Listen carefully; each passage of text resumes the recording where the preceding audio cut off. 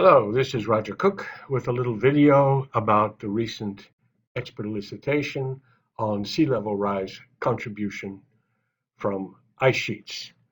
There's a whole bunch of authors here you can see on the first page, and this talk was given in Munich in July of this summer. So this is just going to be a very brief introduction to this study. The publication is available. It's open access from PNAS, and you can go there for all the details.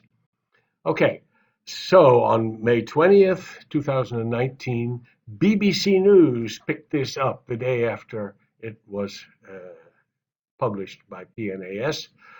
Not only BBC News, but also Phys.org, where you see it described as a key innovation of this work is the modeling of randomly determined dependencies between the processes of accumulation, runoff, and discharge at each ice sheet.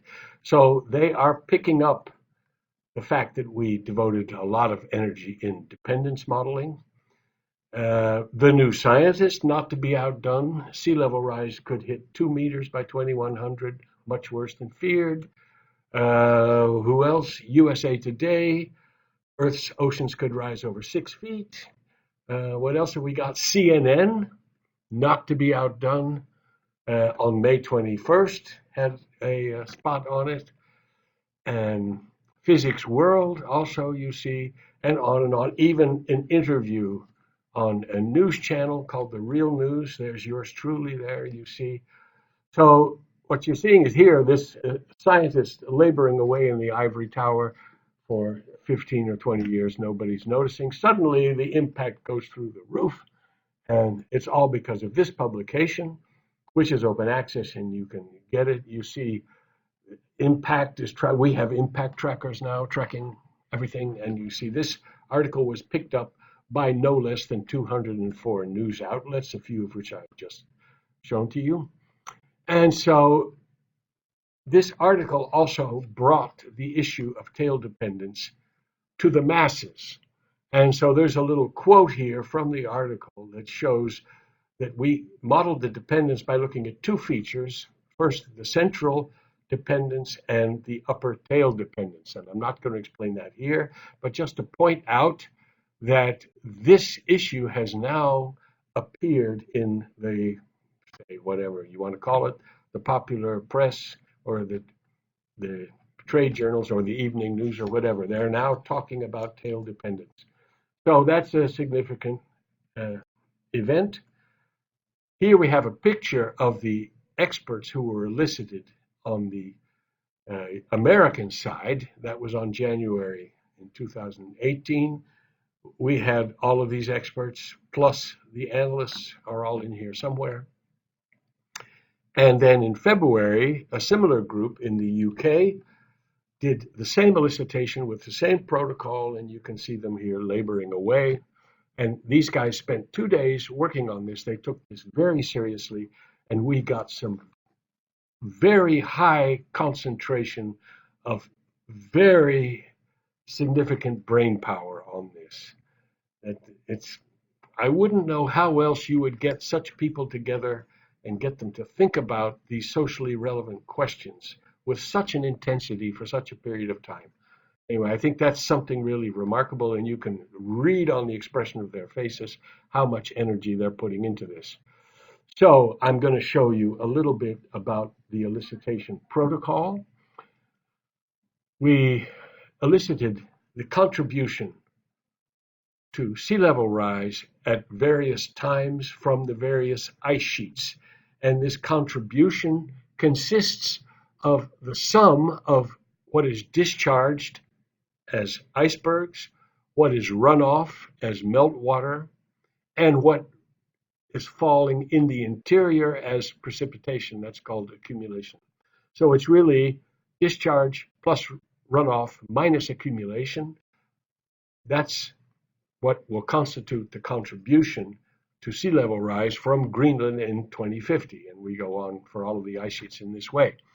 And so you see, these are random variables, and we're going to add them. So if you're going to add random variables, you need their joint distribution. And that's what we try to get at with the dependence elicitation. So here's an example from the dependence elicitation part of the protocol. So we focus in this case on Greenland in 2100 under a 5 degrees warming scenario. And we ask, given that runoff exceeds your 50% value, what is the probability that accumulation will also exceed your 50% value? And we do that for runoff accumulation, discharge accumulation, and runoff and discharge.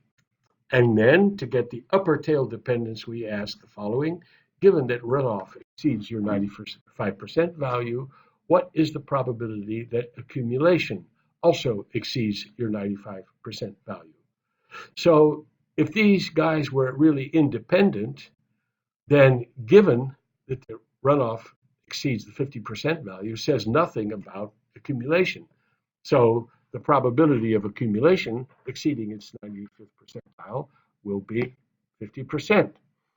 And similarly here, if they're independent, the probability that accumulation exceeds its 95th percentile, well, that's independent of whatever runoff is doing, so that's also going to be 5%.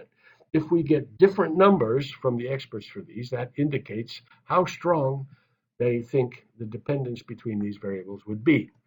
So, and of course, as in every structured expert judgment, we ask calibration questions. And here's an example of 4 of them. There were 16 calibration questions in total in this study. So here are the expert responses for all 16 calibration questions. You've seen these kinds of pictures in some of the other videos. The true value is given by this red vertical line.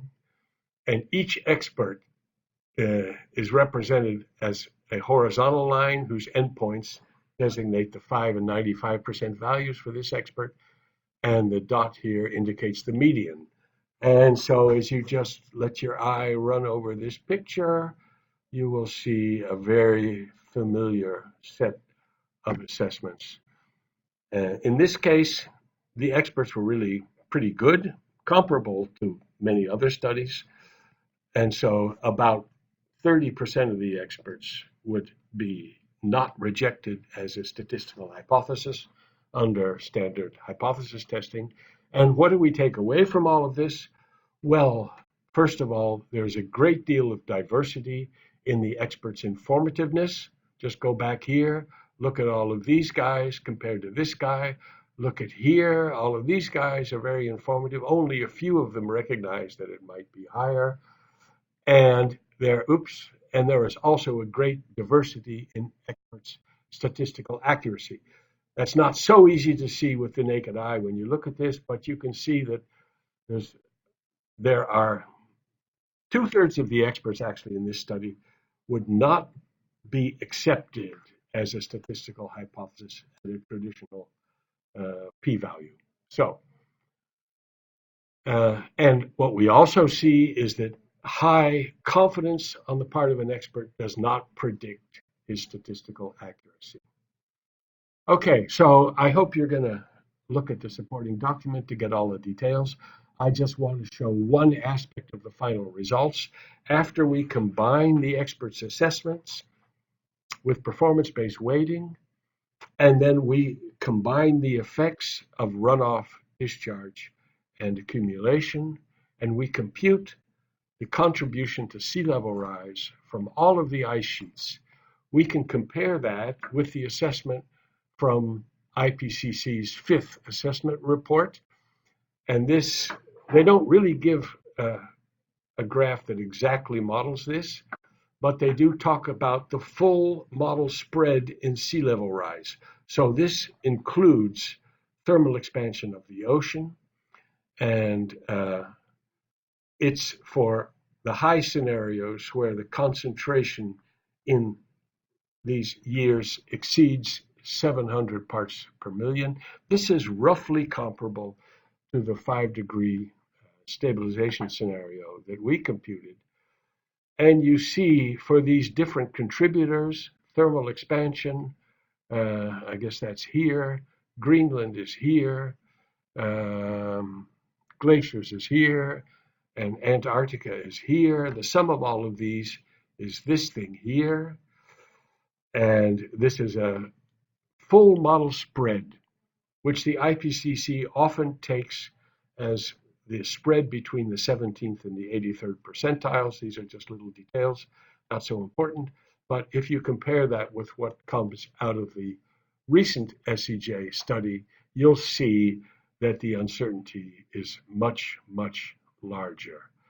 And so this points to the differences that emerge when you just have people sitting around a table and talking versus when you do a real structured elicitation with validation and dependence modeling. So I'm going to leave it at that for this short little video. I hope you are motivated to consult the supporting literature. And so this is now Roger Cook signing off.